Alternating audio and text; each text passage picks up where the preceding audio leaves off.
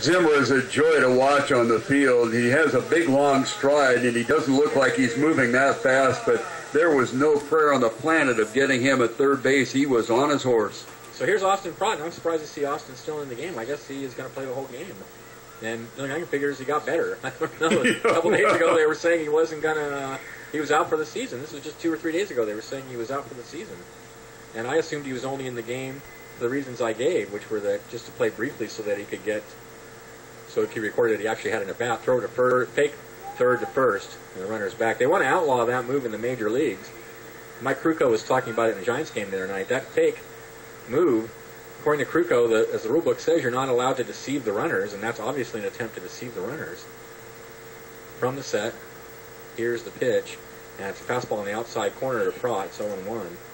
The problem is so much of what the pitcher does out there counts as deceiving the runners that the way the game is played would change radically if they were to enforce the rules strictly. 0-1 the count. Here's the pitch. Misses away. It's 1-1. I mean, stepping off and looking over there, I mean, in a way, you could construe that as deceiving the runner. I mean,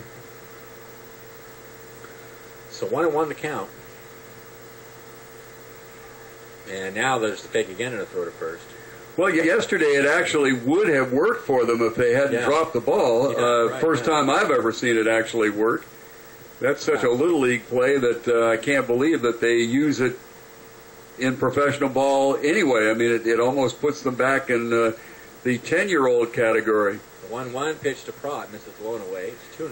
Benjamin, if you'd explain briefly why having him in the lineup here is so important to his college situation. Well, I'm not entirely clear, but last year we had a player who, in order to preserve his eligibility to play for the Crabs next year, he had, since he was on the roster, he had to play a certain number of innings. Is that kind of like Rule 5 in pro ball? I guess. I don't know. And this was something Robin told me. Of course, honestly, now that I think about it with Austin, I mean, Austin already has played. He played 6 games before this, so I guess that's not the reason. I guess he's just got better.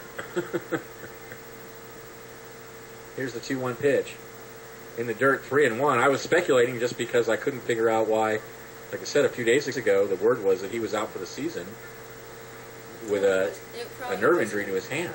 Well, I got the very distinct impression when I was talking down there that he was going to see one at-bat, and that was going to be the end of it. But I guess if a kid hits a home run on his first at-bat, you got to let him stay in there. I guess so, yeah.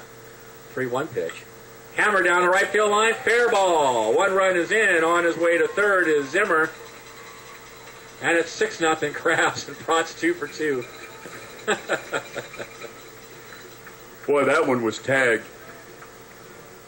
What is it, the old story about what they asked Lincoln about Grant's drinking, and he said he'd buy a case for all of his other generals, get Prott out of the ball game for, 2-3 weeks, let him come back and rip the tar out of the ball is exactly what's happening today. So here's Detman. Well, it's great to see Prott back in the lineup for whatever reason.